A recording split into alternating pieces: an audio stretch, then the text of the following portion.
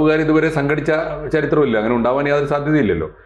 പക്ഷേ സംഘടിതരല്ല അവരെങ്കിൽ പോലും അവർ പവർഫുള്ളാണ്. അതെ, കഴിഞ്ഞ കുറേ കാലമായിട്ട് കണ്ണൂർ സെൻട്രൽ ജയിൽ ഉൾപ്പെടെ, വിയ്യൂർ സെൻട്രൽ ജയിൽ ഉൾപ്പെടെ, പ്രധാനപ്പെട്ട അട്ടക്കുളങ്ങരയിൽ ഉൾപ്പെടെ പ്രധാനപ്പെട്ട ജയിലുകളിലൊക്കെ ക്രിമിനലുകൾ ഉദ്യോഗസ്ഥ മേധാവികളെ പോലും ഭരിക്കുകയും പേടിപ്പിക്കുകയും. അവരെ അവിടുത്തെ ഉദ്യോഗസ്ഥർക്ക് കോഴയൊക്കെ കൊടുക്കുന്നുണ്ട്. ഒന്ന് കോഴ കൊടുക്കുന്നു സാർ ഒരു ഭാഗത്ത്, മറ്റേത് ഭീഷണിയാണ്.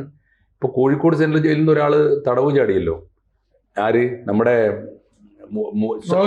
ഗോവിന്ദച്ചാമി തടവ് ചാടിയപ്പോ അവിടുത്തെ ഏറ്റവും പ്രധാനപ്പെട്ട, അവിടുന്ന് നേരത്തെ ഈ ഗോവിന്ദച്ചാമിയോട് ഇടപെട്ടിരുന്ന പ്രധാനപ്പെട്ട ഒരു ജയിൽ ഉദ്യോഗസ്ഥൻ പിന്നീട് അവിടുന്ന് സ്ഥലം മാറിപ്പോയി.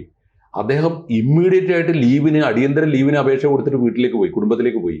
പിന്നീട് അദ്ദേഹം വെളിപ്പെടുത്തുന്നത് ഇവൻ പറഞ്ഞിരുന്നു അത്രേ, അവനെ ഒരിക്കലും അവനോടൊന്ന് ഷാർപ്പായിട്ട് എന്തോ ഒരു നിർദ്ദേശം കൊടുത്തപ്പോൾ അവനോട് പറഞ്ഞിരുന്നു അത്രേ, നിന്നെ ഞാൻ കണ്ടോളാം, ഞാനിവിടുന്ന് ജയിലിൽ ചാടും, ജയിലിൽ ചാടിയാൽ ആദ്യം വരുന്നത് നിന്റെ വീട്ടിലേക്കായിരിക്കും, നിന്റെ മുമ്പിലിട്ട് നിന്റെ ഭാര്യയും മക്കളെയും ഞാൻ ബലാത്കാരം ചെയ്യും എന്നൊക്കെ പറഞ്ഞിരുന്നു അത്രേ. അപ്പൊ ഇത്തരത്തില്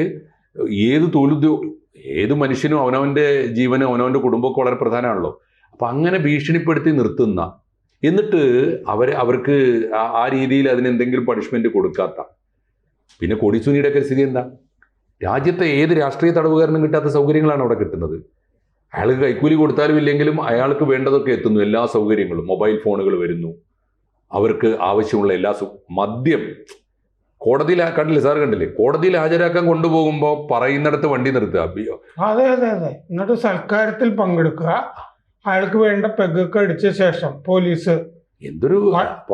അപ്പൊ അതിന്റെ അർത്ഥം നമ്മൾ ഈ പറഞ്ഞതിന് പുറമെ വാഹന സൗകര്യവും കൂടി കിട്ടുന്നുണ്ട്. വാഹനവും ചെയ്തു കൊടുക്കുക എന്ന് പറഞ്ഞാൽ എനിക്ക് തോന്നുന്നു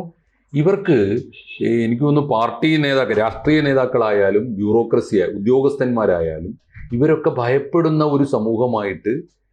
ഇവർക്ക് മറ്റേ മൊബൈൽ ഫോണുകള് തുടങ്ങി പല സൗകര്യങ്ങൾ അവിടെ നിന്ന് മാത്രമല്ല, ആ സുഭാഷ് ചന്ദ്രശേഖർ എന്ന് പറഞ്ഞൊരുത്തൻ തീഹാർ ജയിലിലൊക്കെ കിടന്നിട്ടെ ഈ ചാൾസ് ശോഭരാജിനേക്കാൾ വലിയ ലെവലില. അതുപോലെ ഈ ബിഷ്ണോയ്, അയാൾ സബർമതി ജയിലിലാണല്ലോ, ജയിലിന്റെ ഉള്ളിൽ കിടന്നിട്ട് ഇവര് പുറത്ത് കൊട്ടേഷനൊക്കെ കൊടുത്തു എന്ന് പറയും. അത് നടക്കുന്നുണ്ടല്ലോ, അത് നടക്കുന്നുണ്ട്. ഒന്ന് അപ്പൊ എന്താന്ന് വെച്ചാൽ ഇവിടെ മാണി മനോജ്, കൊടിസുനി ഇങ്ങനത്തെ കൊടുത്ത വാർത്ത ഉണ്ടായിരുന്നല്ലോ പലതും. അവര് പുറത്ത് കൊട്ടേഷൻ, ഒന്ന് പുറത്തു കൊട്ടേഷൻ. ഇവർക്ക് വല്ലപ്പോഴും കിട്ടുന്ന പരോളിൽ പോയിട്ട് കൂടിയ ക്രിമിനൽ കൃത്യങ്ങൾ ചെയ്യുക. കൂടുതൽ വാർത്തകളും വിശേഷങ്ങളും നിങ്ങളിലേക്ക് എത്താൻ ABC മലയാളം സബ്സ്ക്രൈബ് ചെയ്യുക, ബെൽ ബട്ടണും അമർത്തുക.